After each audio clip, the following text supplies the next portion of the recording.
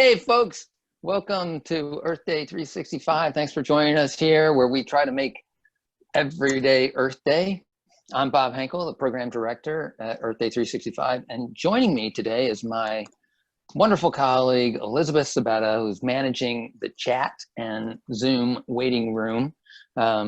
She's done most of the work in getting all this stuff together and getting us access to the film, The Story of Plastic. And so we're going to have a discussion with some wonderful green sustainability heroes here in the St. Louis region. And so we're going to get going with that. We're streaming to Facebook Live, but we're also on Zoom. So if you have a question that you'd like to ask our panelists or make a comment about your experience about the story of plastic, please put something into the Zoom chat window and Elizabeth will help facilitate getting your voice heard.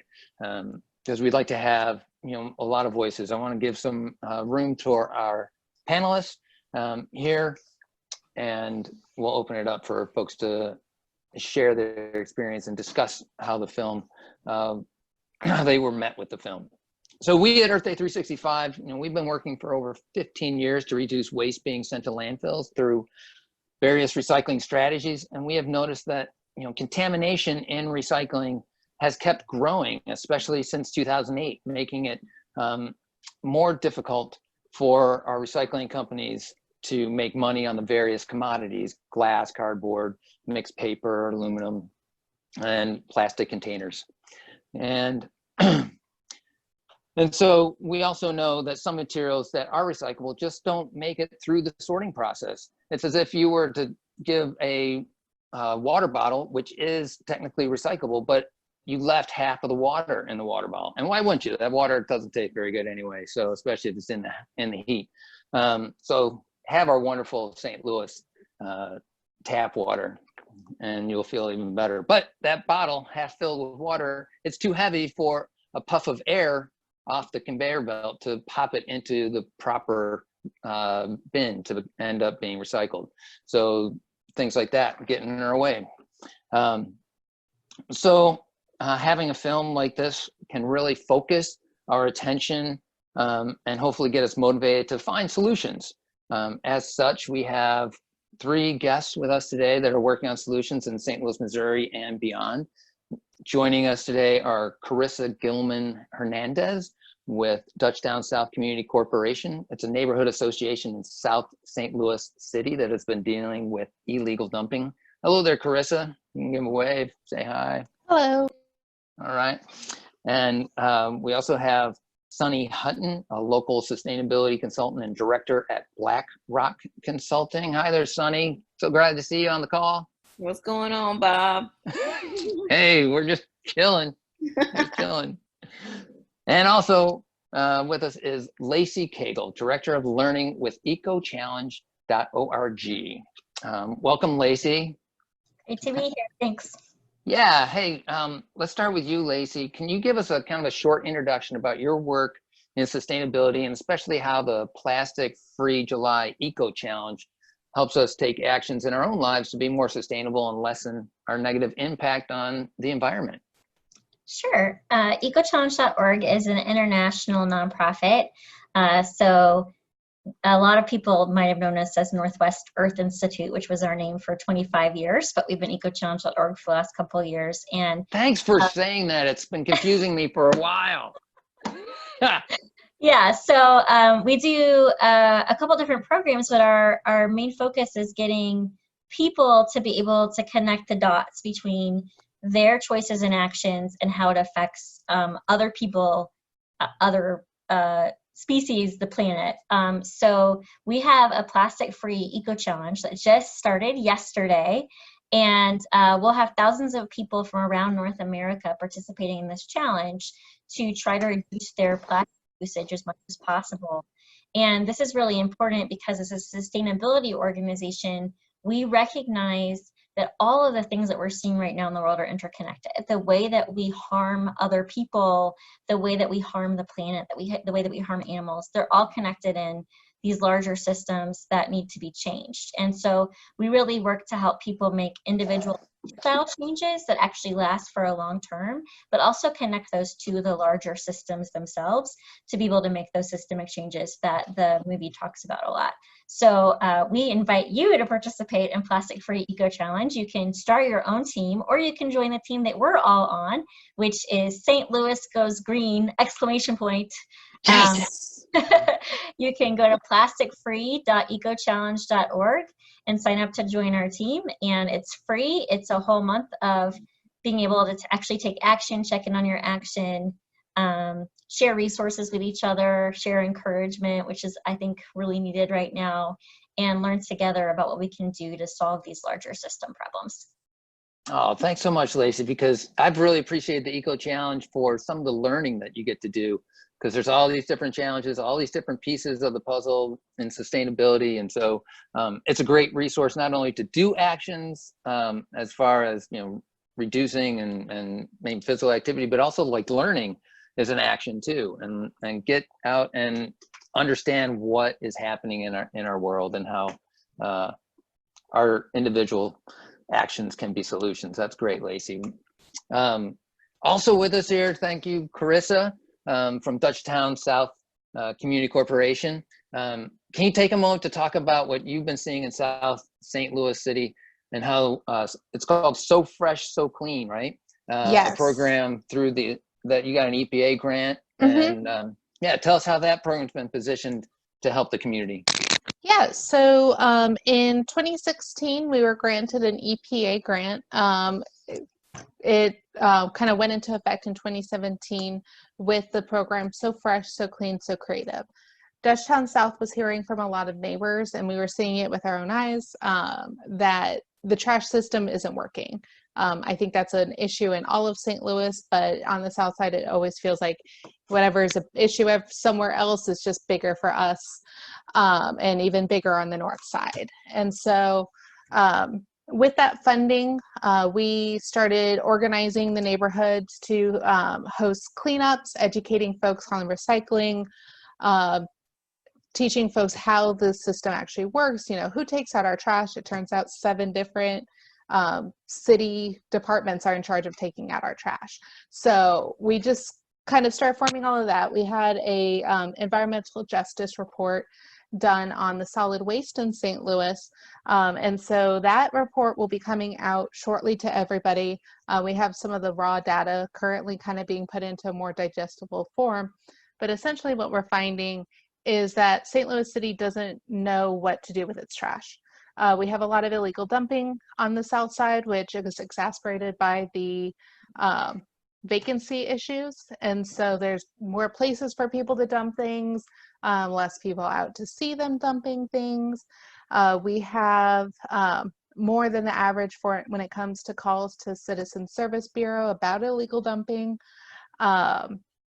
In addition to that, our trash containers themselves are a mess. They have corroded at the bottom, and the city isn't actually sure where all of those are. So they know where they were in 2010. They don't know where they are now. And so, Wow. Okay. yeah. Yes. So, that creates the issue.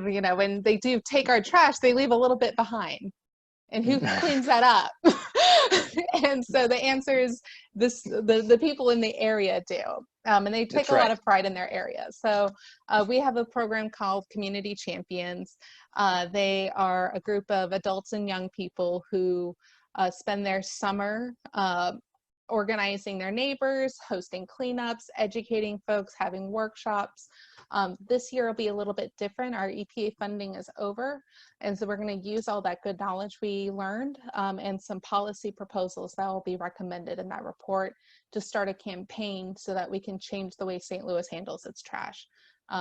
We will be the catalyst that does it, but I don't know a single person in St. Louis who just says that they love our trash system. So I think this will be a citywide, brings all of St. Louis together. Right. We can unite behind this. Oh, that is so needed to have an initiative like that. That is fantastic. And I really appreciate you and Dutchtown for organizing that, and look forward to reading that report and seeing if we can actually implement some stuff on that. So Sunni Hutton, I know you're no stranger to community organizing, and I know that you were with Dutchtown community there when they started this whole So Fresh, So Clean.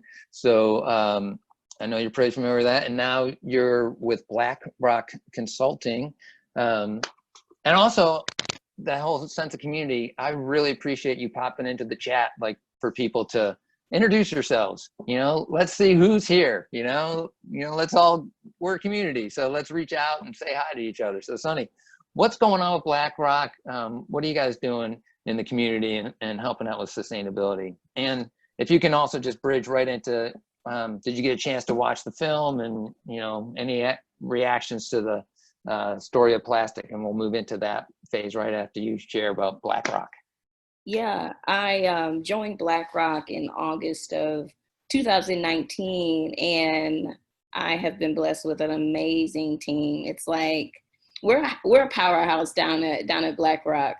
We have Gender Rose, we have Lisa Cagle, we got Lacy. I mean, you just can't ask for nothing better. I can't ask for a little more. I'm working on another teammate who was a huge part of the work that we did at Dutchtown South Community Corporation on the So Fresh, So Clean project. But our sustainability team at Blackrock is providing really creative and playful problem solving for businesses, government agencies, and other organizations with a particular focus in sustainability, built environment, social detriments, social determinants of health, and community stakeholder engagement.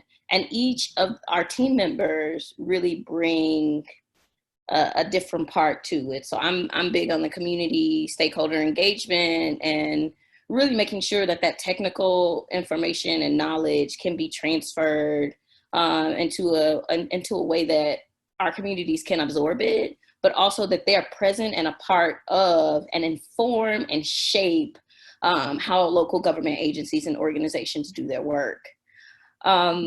We have Jen, who has this huge slew of knowledge on actually like the implementation of sustainability solutions. And then Lacy, whose background is a lot in environmental sustainability education. And Lisa, who has definitely direct connections to our local government agencies, but brings the sustainability when it comes to transportation and housing. So it's a really dynamic team. And when we come into organizations, we're really trying to help them develop and build up some capacity to address these issues. Right. So we can work with a team, we can work with the organization throughout the entire span of a project to help them reach their project goals. One of the organizations that we're currently working with is Missouri Green Schools. And we know how crucial it is for our schools, specifically if we talk about St. Louis public schools. Right. There was a huge issue with lead being in the water. Well, and we had many kids who were impacted by that, and that can affect intellectual, behavioral, that causes a number of issues. Right. How do we expect our children to grow up if they're being poisoned, basically? Exactly. Right? And to be good citizens and productive we've got lead poisoning going on and other toxins in their environment. Yeah. So we're supporting Missouri Green Schools to bringing some of our most vulnerable populations and schools into the Missouri Green Schools program so that they can become green and healthy schools, because that built environment is going to be crucial to ensuring that our kids, like you said, Bob, can truly live out their best lives. Yeah. We create good soil, right? We grow good plants, right, that are healthy and nutritious. Right. If we don't have the environment for it, our people don't, react the same way. Oh, they won't. And I just thinking about the film, I'm gonna tell you what, ain't none of it surprising to me. Unfortunately, I know. I know. I'm like, this film can't tell me nothing I don't know already. Right. And that's Hey, put that in the chat. Right. He's very passionate about this too, as you can see. Right. All those plastic pet toys. Oh my. You got to bring that up, Bob. Sorry, you know. Oh, We can't escape it. We just can't escape the plastic somehow, but we can reduce it. yeah, I think what always sticks out to me in these stories, there are normally two things: the response of the community, which is the very reason we even have some form of environmental protection policies, is because of communities. Right.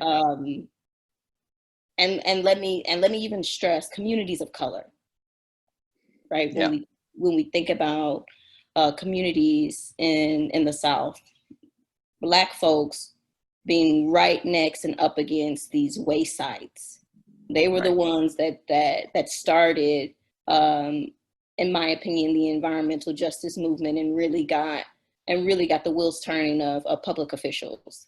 And another thing that sticks out to me is capital's involvement in all of it.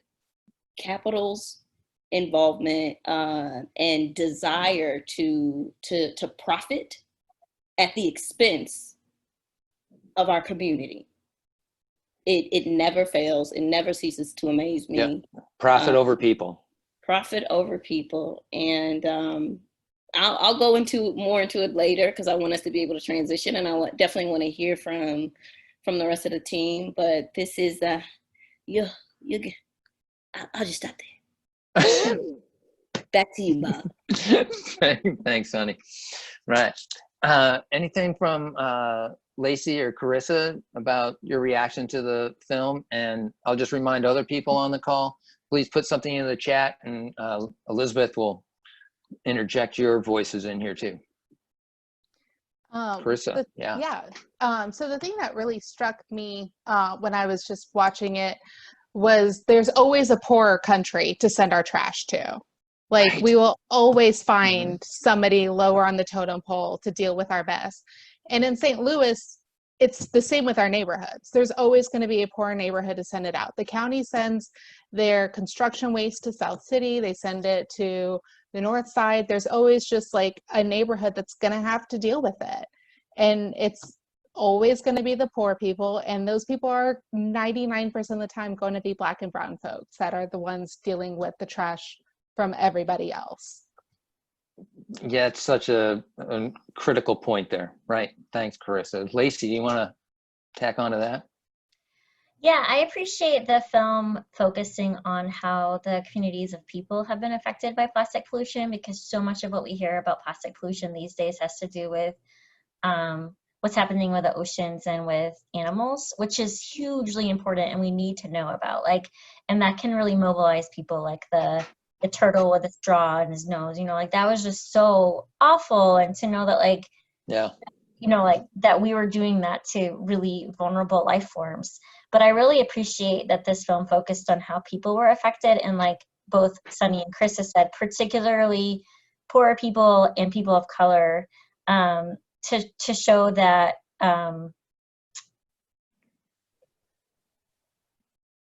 we blame the 5 countries in Southeast Asia for the most of the plastic pollution in the oceans. But 60% then, like, comes from Asian countries, right? But literally we're blaming people who don't have the infrastructure for dealing with the plastic that is put into them by corporations who are wanting to profit off of them. And that, I just really appreciated that connection. And then also, as Sunny said, like, I really also appreciated showing that it was the communities who were doing the research in order to show that this was a problem. And we see that over and over and over again with environmental justice stuff. It's like moms, it's like people in the community who are saying, okay, I'm gonna go test the water, I'm gonna go look at the trash, I'm gonna go make sure somebody knows that there's toxic waste dumped here, right? And that's where we see change happening. In general, you can't really just wait for the EPA to decide that it's important. It's communities who are empowered themselves to be able to show what needs to happen. And I just really appreciate what all 3 of you have brought to this conversation. You know, the fact that it's a global problem that is caused by us. in the Western world. US, sends our stuff to, to China, right? Sends it to Asia, and then they can't deal with all the trash that we're sending them from our country. So it ends up polluting the oceans, right? And that blame gets getting deflected. The idea that we're looking at, do we even need to look at the Philippines for all the mounds of plastic that's coming into their beaches when we have that issue right here in St. Louis, Missouri, right? And we're doing the same thing from the, the county and the city to, illegally dump and throw our trash waste on our community, on our own people, but it's this out of sight, out of mind. And then the other piece too is the voices. Who's raising their voices and who is traditionally not given credence in our culture, right? Women and moms, right? We can basically say, well, they aren't a Washington University scientist, so why should I believe their observation, right? Oh, they live in the city, in North City, they're not educated enough for me to believe their lived experience, and so these so what's great is what Sunni was talking about is what it took. It took people laying down in the streets to create an environmental justice movement, and that shouldn't happen, right? That shouldn't happen, so this film brings up so much for me, just that sense of capitalism, people over profit over people kind of stuff really gets to me. And the focus that I saw was that they're really talking about the single-use plastic stuff. I mean, it's hard to get rid of plastic overall, right? Because it's so pervasive in all of the tools that we use in our cars and, in our life. But single-use plastics, chip bags, candy wrappers, juice boxes, all that little single-use stuff, we do have some agency over ourselves to be able to reduce that, even if it was just one time a week to say no, right? Because I know in our lives, it's crazy, and the convenience has really fed the plastic industry in really just in these last 15 years. And now to find that we got microplastic dust in our national parks, we are breathing this stuff in as well. So the sheer volume of plastic packaging that has just generated, right? I want to talk a little bit, if anyone has anything that they want to add, a question or something, they want to bring their voice in the conversation, once again, please. Elizabeth is monitoring that. But let's talk about like citizen educators, because you're all working with basically regular people. How do we approach that? There's complexities around the things that we learn that can help educate people and communities and institutions in our sphere. How are some of the narratives and like Lacy, you even brought up that fact is somewhat misleading about the 60% of ocean plastic is coming out of Asia. How do you want to talk to what kind of tips can we give citizen educators? Well, from an education perspective, a huge part of what we're trying to do with like actually creating real behavior change is understanding human motivation and psychology. And what I find as a sustainability educator is often what we do is say, look at how big this system is and how complex it is, and let's like kind of find those threads. And then everyone's like, oh my gosh, it's so big, I'm totally right? Like, And so, yeah, exactly. But what we know is that if you're trying to change a habit, those small wins, like those very, very micro wins, keep you motivated to do bigger and bigger things. That's how you go from the couch to the 5K or whatever it might be, right? Mm-hmm. And so in our programs, what we're trying to do is we know that just individuals changing their lifestyles is not enough to solve this problem. But it also, people not changing their lifestyles is also not enough. And right. So when you can help people understand like, oh, I have the capacity and the agency to not get bottled water, or you know, to reduce packaging in some way, to do a waste audit and realize where like the bulk of my recycling is actually plastic packaging or whatever. To be able to make that change is that one small step that makes them feel like, oh, I can do something, right? Here's something I have control over. But you can't stop there. You have to get people to understand that that's their first small win, but you need them to take more wins so that they can think about, oh, I can actually make a change in what my local supermarket's choices are. Or, okay, Missouri banned the bag ban, but we could encourage there being a fee for bags or for containers or whatever. And so helping people see that they do have some change agency to be able to make those larger changes that actually help change systems is really important from our perspective.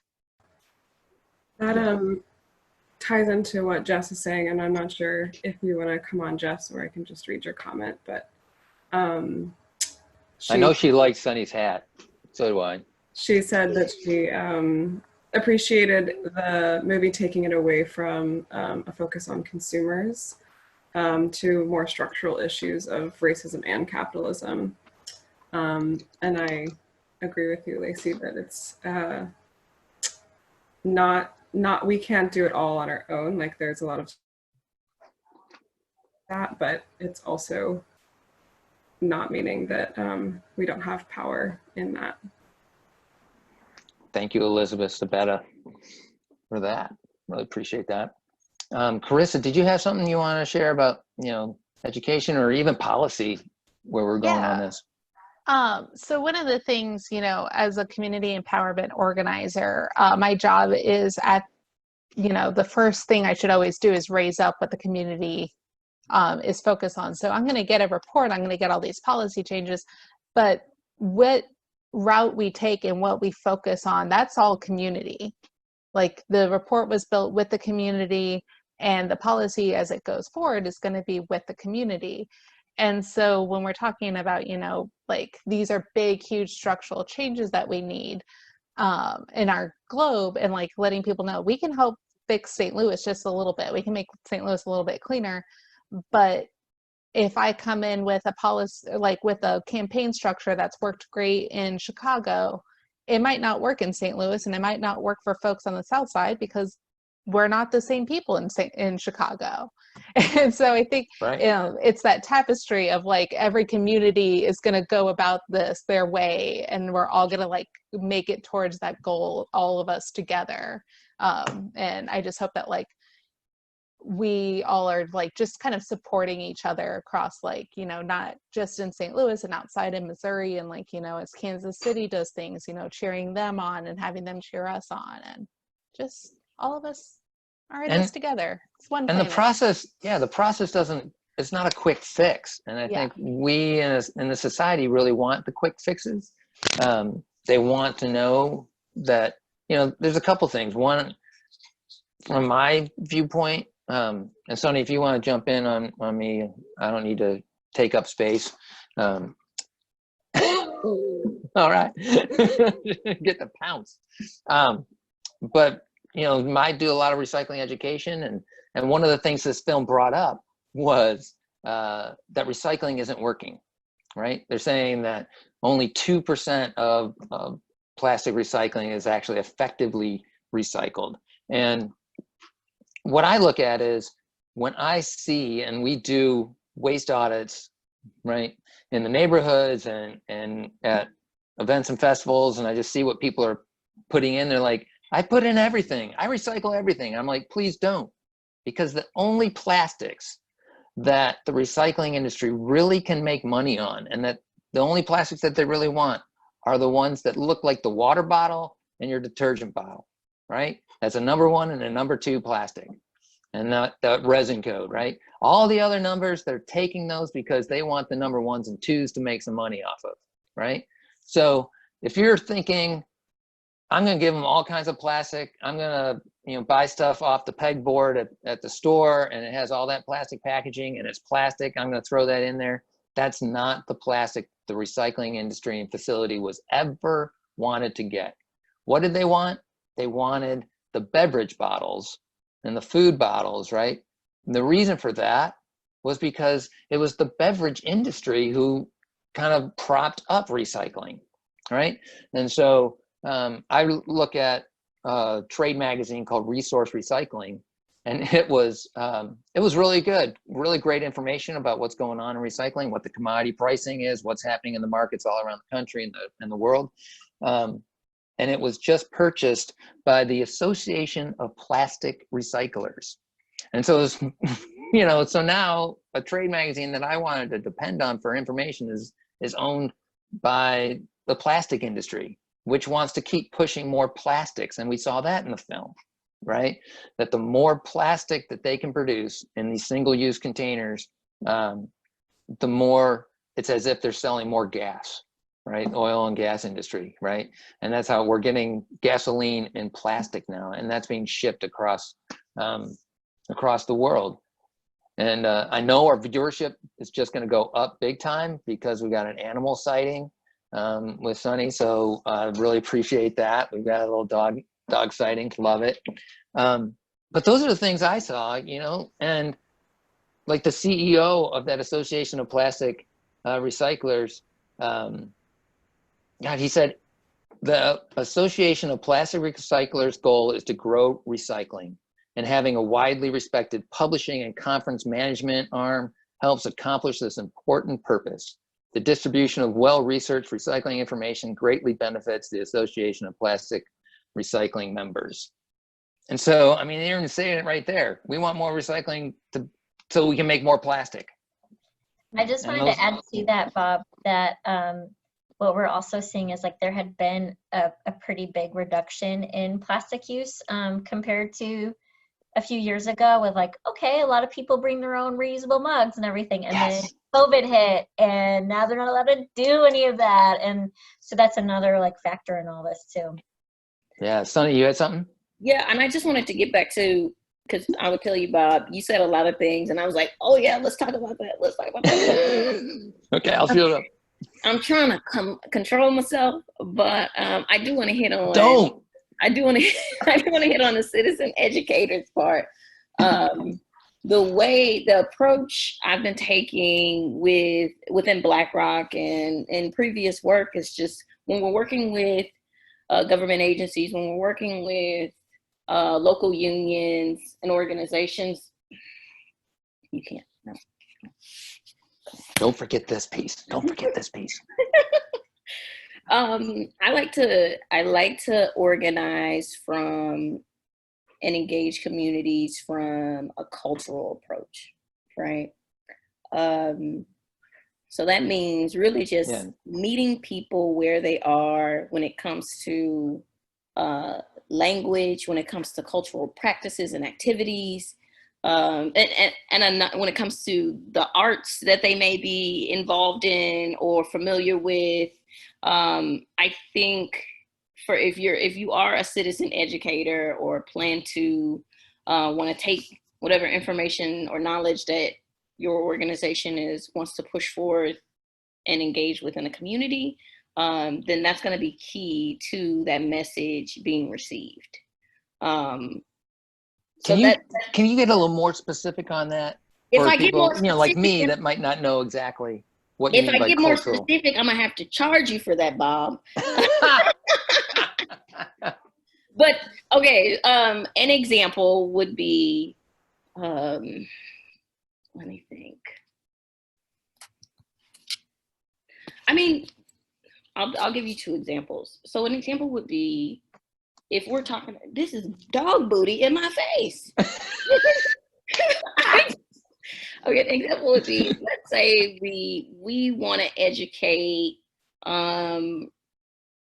residents on the south side, on the south side of St. Louis, and we know that the majority of residents are Black folk, but the approach that the organization comes with is like, there's things wrong with the environment. We have to save the polar bears. Yeah, that's happened a lot in this environmental movement. And we looking like, what? The polar bears? Now, we like polar bears. We think polar bears is cute. I'm sure folks got a polar bear stuffed animal somewhere. But that doesn't appeal to me, because that's not something that I deal with on a regular basis or see on a regular basis. Yeah. Why would that be relevant to me? Right. Right. So there's, misalignment. Whereas lead in your drinking water, something that you drink every day, would be a pretty down to earth, home brewed issue. Right. Especially when, that was a huge issue with students and families in SOPS. Yep. I think another example would be they're just identifying where folks are already doing some of that work, right? There are like small communities where we're really getting back into taking care, like having home births, having a caregiver who walks us through how to take care of our bodies. And so that's like a cultural practice that's reviving itself within the Black community. Right. A way to and let's be honest, you need to take care of yourself in the Black community because the healthcare system has traditionally not done well with Black people. Right. So then, yeah. And so that's a whole systemic issue. Right. So a way to probably reach that specific community would be, let's engage with them about the use of diapers. I'm sure they're probably already using, doing cloth diapers, because this is something that they're learning about, right? Within that population of folks who are getting more into home birth and taking care of themselves and all that stuff. Right. Okay, that's just another example. Yeah, no, those are great. I really appreciate you sharing all that, Sunni Hutton from Blackrock Consulting. So I know you said there's a bunch of other stuff. Lacy, I saw you mute and unmute. Wasn't sure if you had something to add or. No, usually I just want to really agree with what everyone's saying. So I know it's I'm going to bring this question in from Katie, and feel free to unmute yourself and come on if you'd like to talk further about this, Katie. But she said, how do we encourage public discourse about environmental racism while still respecting the ongoing national discussions surrounding other forms of racial violence? Is it about directing that conversation to those responsible or elected officials? Question mark. Lacy's up, looks like. So. I was just going to say that that's a huge part of what we're trying to do as a sustainability organization is we have people who come into us, like with Earth Day Eco Challenge, who came in because they cared about turtle conservation or, they cared about clean water or whatever it might be, that then you have this kind of influence and platform to be able to say, hey, what you care about is connected to this thing too, right? And you have a level of trust and influence with people that kind of helps them see those connections. So I think that's really, really important for environmental organizations, sustainability organizations, white-centric organizations to be able to use their voice, their influence, and their privilege to be able to help people make connections. Yeah. Karisa, did you have something to add? Yeah, I agree 100% with Lacy. Yeah. And I'm just like, this is the time that white people are open to like hearing how the world is racist. Like their eyes are like starting to open and they're not saying, no, that's not how it is. So like, let's jump on it. Like if a system can be racist, it probably is racist, especially in this country and in St. Louis. So, it is our chance to say like, have you ever noticed that the power plants are not in the Central West End? Like, well, okay. Yeah. So where are they in St. Louis? Where are all these, like, where are the toxins in St. Louis? Because we know they exist. So let's look at how our city formed in a way that just has disadvantaged the Black community. Yeah, Sunni, go. Yeah, I would also add, because Katie, what I'm seeing in your question is just like, how do we respect like the current moment? And right now there's within the movement for Black Lives, there's you know, a huge stress on the injustices that happen with police brutality and our criminal justice system. There is little do you know, there's a connection between environmental racism and the social injustices that happen within our criminal justice system, right? So this is actually a great opportunity to be in dialogue with Black and Brown leadership of the movement for Black Lives and make that connection. Because there may be folks who are fully aware of the environmental aspect of it, but don't understand how that connects to what happens to Black folks on a regular basis. Yeah, thanks so much, Sunni. I can share it in the chat, but there was an article recently where I also was looking at plastics in particular and how they affect incarcerated people, because incarcerated people we use as free labor for sorting through recycling and stuff like that. And so there's like so many levels, like even for me as like kind of an expert in this way, that I'm like, I didn't know about that, you know, like there's just constantly, when we create these dialogues outside of our silos, there's more and more and more that we can learn from each other to expand that perspective. Yeah, thank you. John's question of how do we flatten the curve of plastic production, which looks like it's becoming exponential. Yeah, I think, you know, if I were to take a look at some of the things that the film said, right, was that 60% fact, you know, 60% of, you know, ocean plastics come from Asia, takes us off the hook as the US, as the person who has grown up in a culture with Smokey the Bear in the 50s and 60s, and everything was about, let's stop littering. All we have to do is put stuff in a can and it goes away.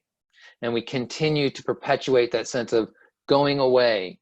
So even though, you know, Lacy and Sunni and Karisa can all talk about all the toxins that are in our neighborhoods and our communities here in St. Louis City, you can grow up living in the St. Louis region, totally insulated from understanding a sense of toxicity that you've created, right? Your impact in your life, because everything is so clean and comfortable, and you know, your trash service actually comes by, you know, regularly and actually gets everything cleaned up and moved away, so you don't have to even think about it.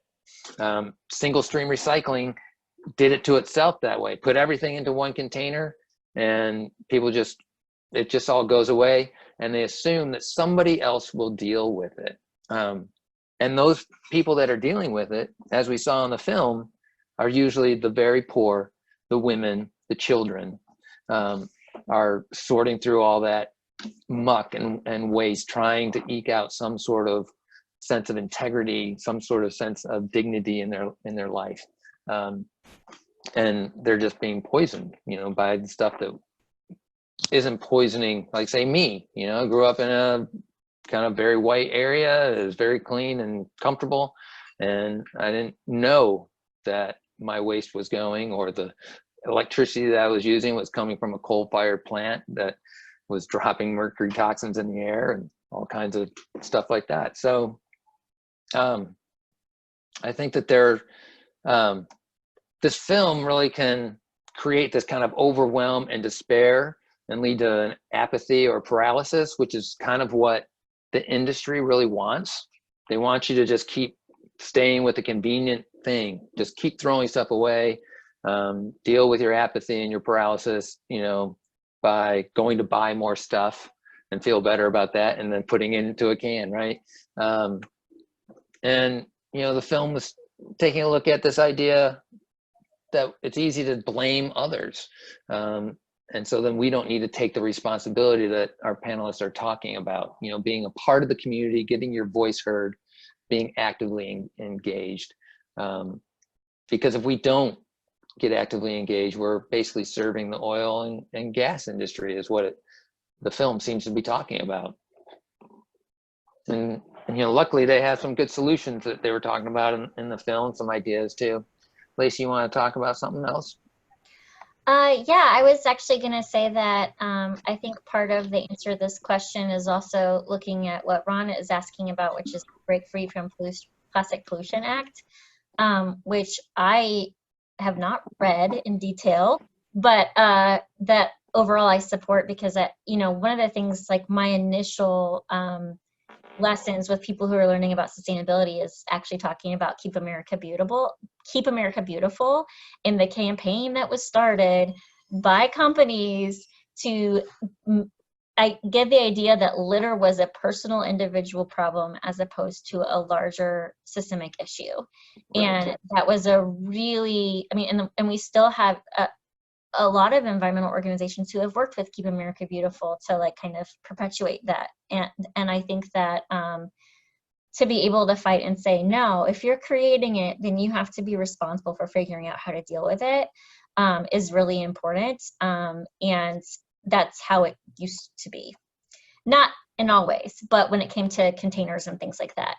So I do think that that's a really important thing that I would definitely, I'm not saying that as ecochallenge.org, I'm saying that as Lacy Cagle, but that I would definitely think is really, really important. And I also think that kind of the creative solutions that citizen groups have pushed forward. So I know like on the other side of the river, like banning the bag was a really big push for a local group. Like I said, we have a law in Missouri that we can't do that, but actually more research shows that if people have to pay for plastic bags, they're less likely to use them. And so being able to use research to come up with creative solutions to be able to solve that. And I know that sounds kind of ridiculous here, but other places have done it.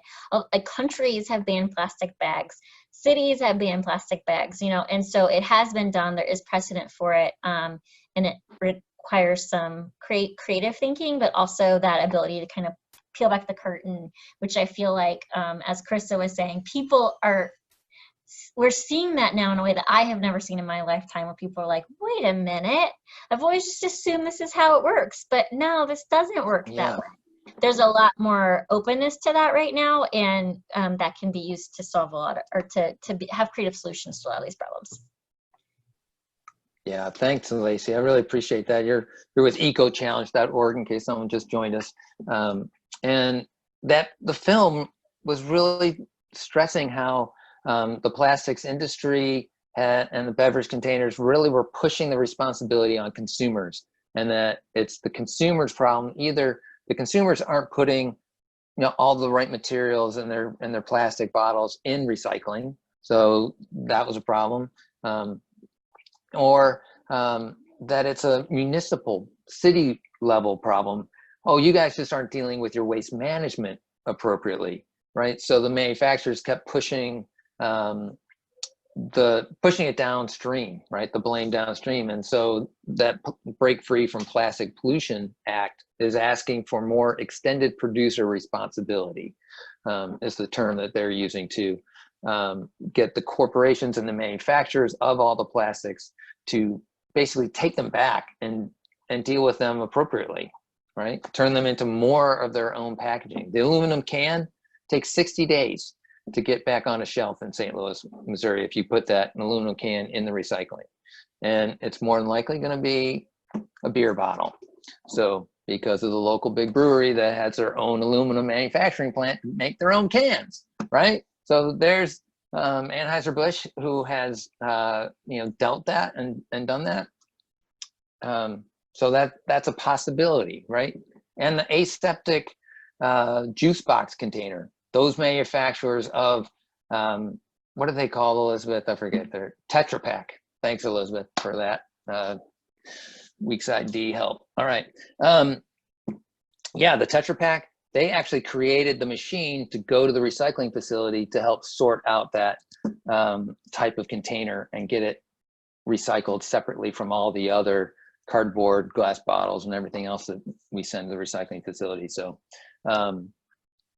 I think there's, they also talk about bottle deposits, and these are policy issues that need to happen, with citizens standing up and saying, you really want this. We think that this would be useful.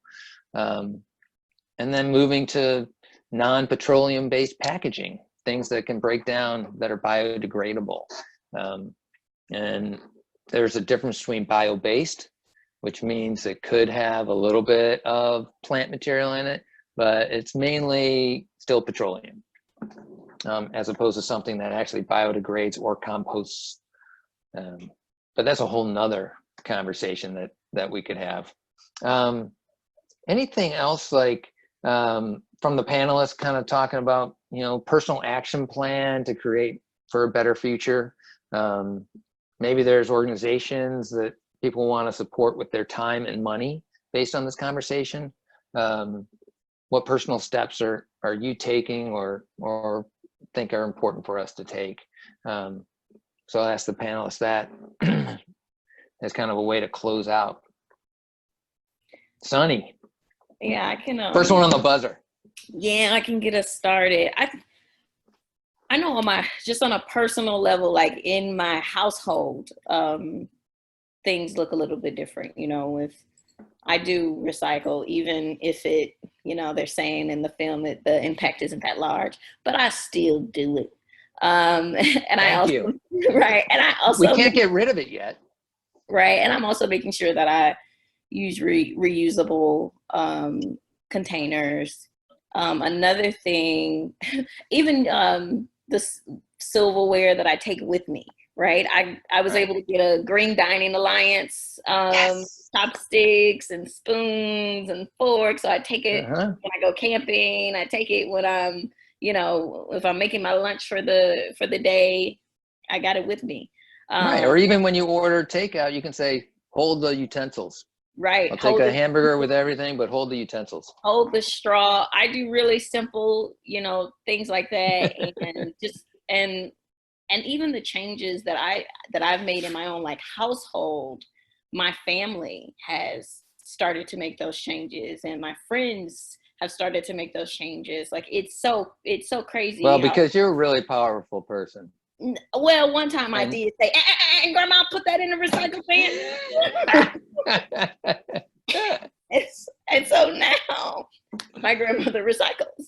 Wow. Great. So it's things as simple as that, on just a personal level.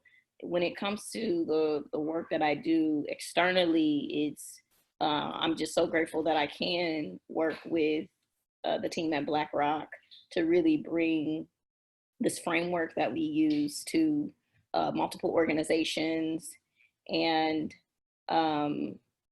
that's pretty much it. And it's transformative work, right? It's deeply engaging communities of color, and getting these organizations and local government agencies to truly listen to them.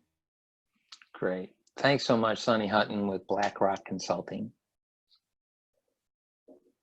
Karisa, you got some ideas and some power too coming around, huh?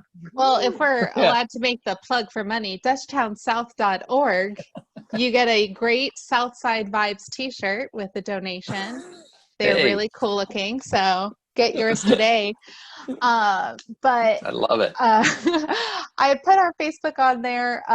This upcoming year, we are going to really be pushing for those policy changes. And that's, it's going to be Southside led, and we're going to be Southside strong, but it is a big city effort. I was talking to a guy I know who lives on one of the private streets in St. Louis, and he was complaining about his trash pickup. And I'm like, if he doesn't like his trash pickup, nobody likes their trash pickup.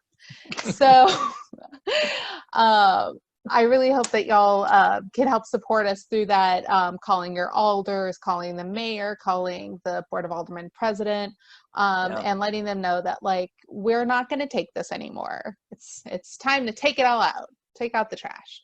So I hope y'all support I love that. us. And then my personal plug is about 8 years ago now, I took a year-long pledge to not buy any new clothing. I would just do secondhand from, and that was going to be a 1-year thing, but now I'm 8 years in, And Wow. it's one of the best things I ever did. Everything I'm currently wearing, from this top to my cute little capris you can't see, are all from thrift stores. So Oh, reduce, you're rocking reuse, it. I love it. buy, renew. So do that. Thanks. Fantastic, Karisa. Yeah.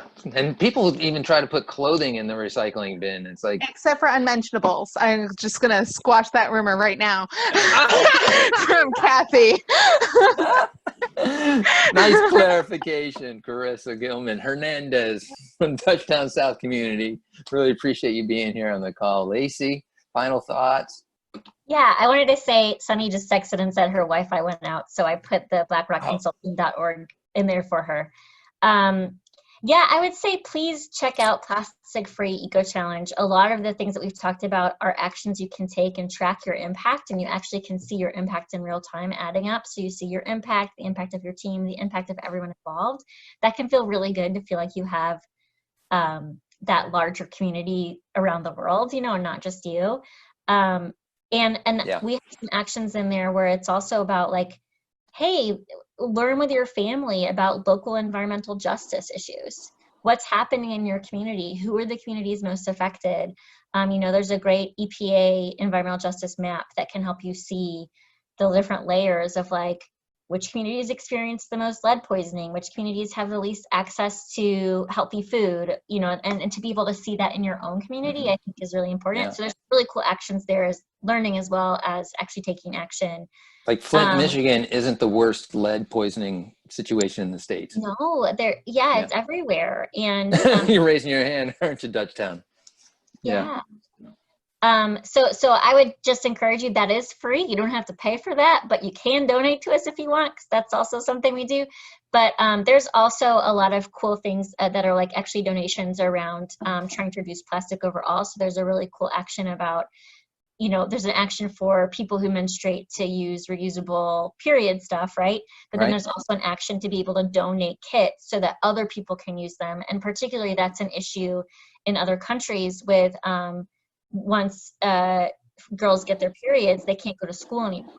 And so when you're donating this like zero waste kit to someone else, you're also helping a girl be empowered to can keep her education, or a person who menstruates who might not have access to that to be able to have access to more opportunities.